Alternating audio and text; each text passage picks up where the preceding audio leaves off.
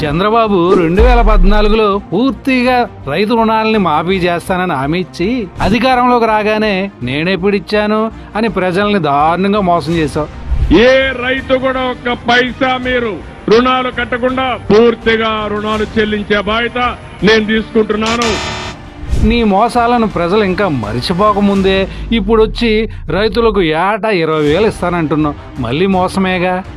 రైతుకు సంవత్సరానికి 20,000 రూపాయలు ఇప్పుడు ఇచ్చేది కాకుండా 20,000 వరకు ఇచ్చేట్టుగా తెలుగుదేశం పార్టీ నిర్ణయం చేశాం. 2014 కూటమి మేనిఫెస్టోలో చదువుకున్న ప్రతి ఒక్కరికి ఉద్యోగం కల్పించకపోగా నిరుద్యోగ భృతి నెలకు 2,000 ఇస్తానన్నావు. ఉద్యోగాలు వచ్చే వరకు అండగా ఉంటా. ఈ నెల నుంచి 2,000 రూపాయలు నిరుద్యోగ భృతి. పిల్లల